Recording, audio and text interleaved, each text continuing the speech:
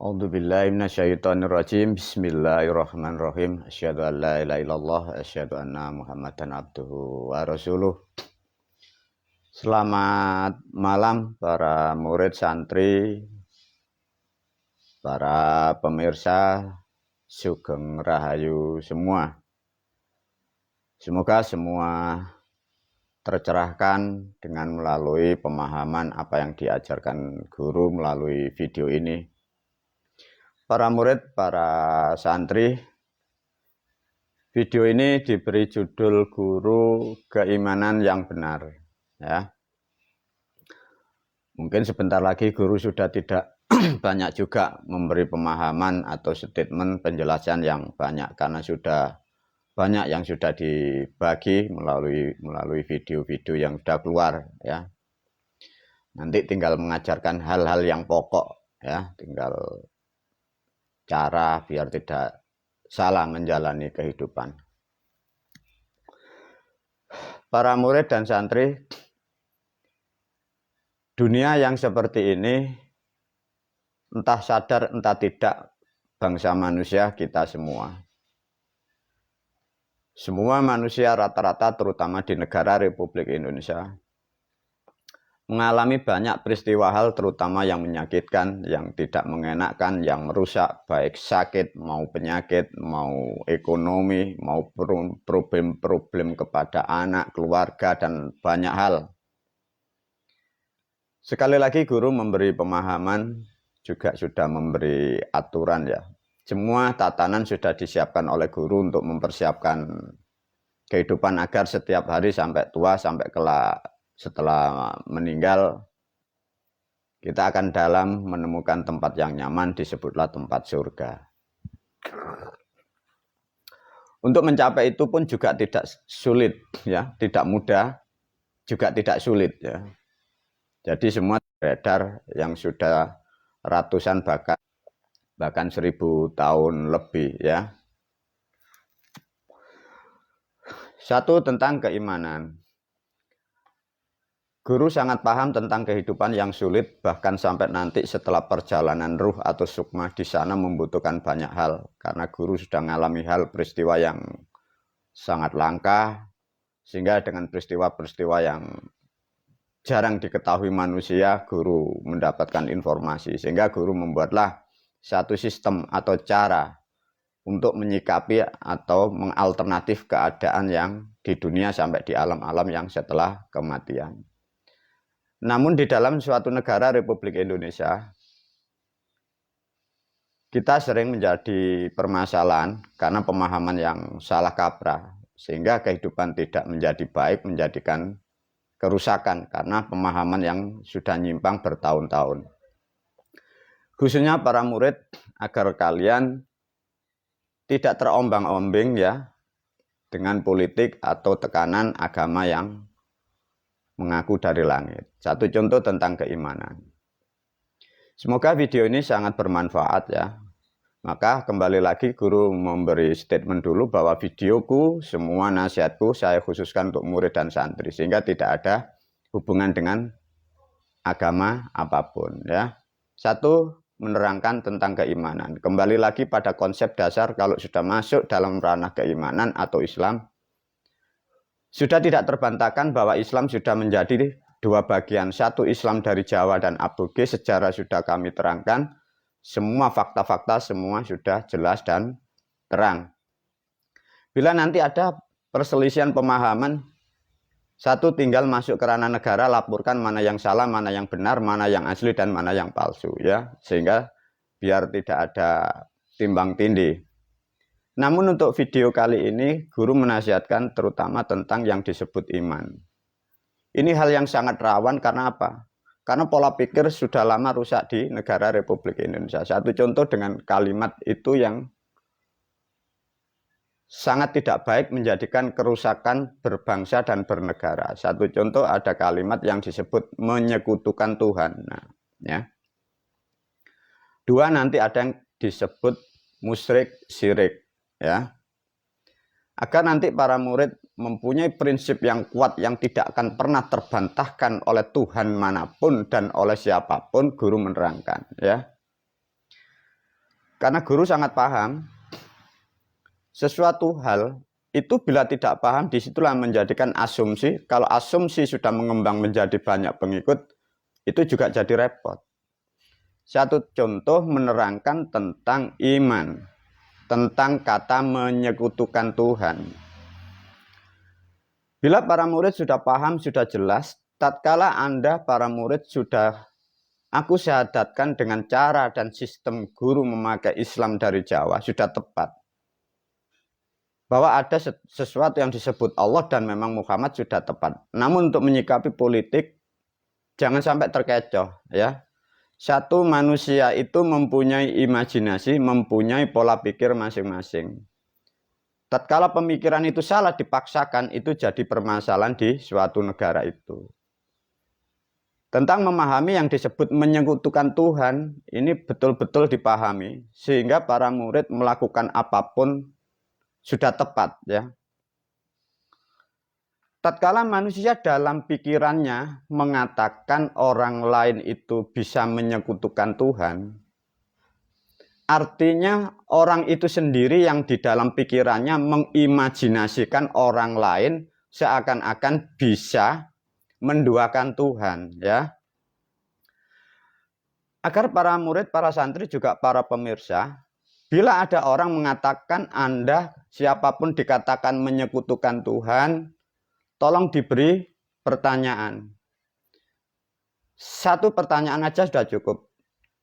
Tolong Pak, berikan satu contoh perbuatan yang tidak menyekutukan Tuhan. Satu saja.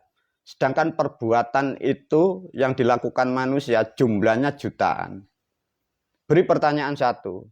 Perbuatan apa yang tidak menyekutukan Tuhan? Ya, itu biar orang-orang yang suka memfitnah orang, yang suka mengklaim dirinya paling benar, agar bisa menerangkan dengan tepat dan benar. Artinya begini para pemirsa, para murid. Tidak akan pernah ada Tuhan itu bisa disekutukan oleh makhluknya. Satu contoh. Tatkala manusia itu sudah mengerti, dari mengerti itu menghasilkan nilai percaya. Satu contoh, api. Api itu mempunyai sifat panas. Tatkala api itu sudah mempunyai sifat panas, manusia itu mengimani bahwa api itu sifatnya panas. Lantas manusia itu percaya ada bara. Dan manusia itu mengimani dan meyakini bahwa bara api itu juga panas. Apakah hal-hal itu disebut menyekutukan api? Nah, cara berpikirnya begitu. Ada lagi manusia percaya dengan sifatnya air yang mampu membersihkan. Sedangkan bayangan orang pertama yang disebut air adalah air yang di sungai. Lantas ada orang sekarang percaya adanya air itu di galon, itu mampu untuk membersihkan. Apakah itu juga disebut menyekutukan? Ada lagi bahwa matahari mampu menerangi jagat raya. Tatkala di era sekarang manusia percaya bahwa ada bola lampu mampu menerangi di dalam kehidupan kesehariannya. Apakah itu juga disebut menyekutukan bola lampu? Ada hal yang satu paling pokok, tatkala Tuhan itu sudah disimbolkan sebagai langit. Satu contoh, di atas bumi, di atas kepala manusia seluruh dunia ada langit. Semua manusia membuat bahasa persatuan disebutlah langit. Meskipun itu batasan sudut pandang. Tatkala manusia percaya bahwa di atas yang tinggi itu disebut langit, bisakah langit itu disekutukan? Coba bagi orang-orang yang mengaku, yang suka mengeklaim, mengatakan orang lain bisa menyekutukan Tuhan. Satu contoh, ada manusia percaya dengan langit. Dan memang langit itu satu di atas, meliputi dari segala apa yang ada di atas bumi.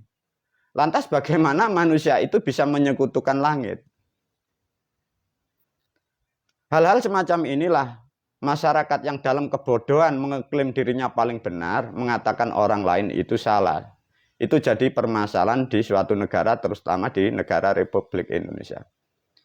Semoga dengan memahami ini, para murid dan para santri, bila ada orang mengatakan kalian adalah menyekutukan Tuhan, sesungguhnya dialah sendiri, dia adalah yang bisa menyekutukan Tuhan. Tuhan bagaikan langit, tak akan pernah bisa diduakan dan tidak akan pernah disekutukan. Karena Tuhan adalah suatu bahasa.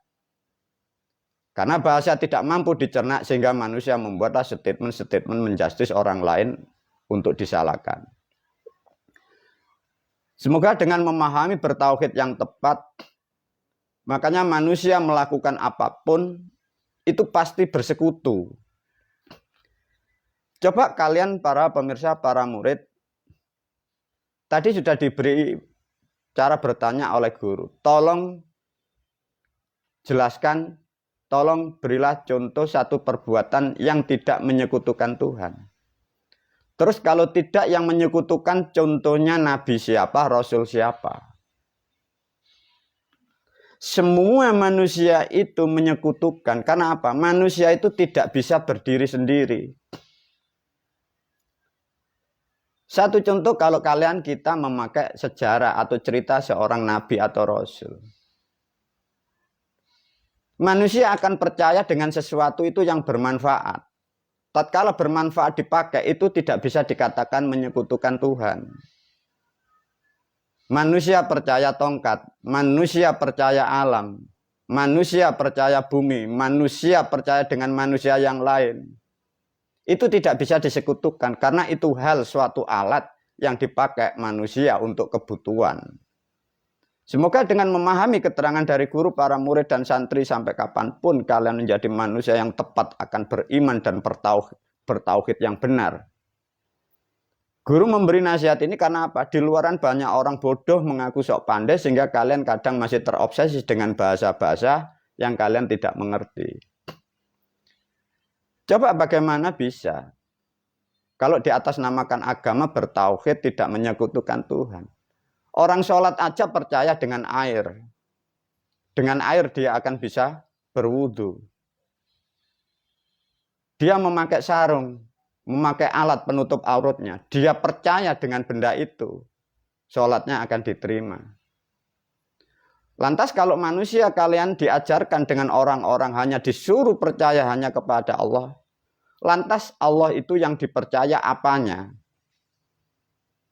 Sesungguhnya manusia di hidup yang nyata ini tidak akan pernah percaya dengan Tuhan. Manusia itu percaya dengan keadaan.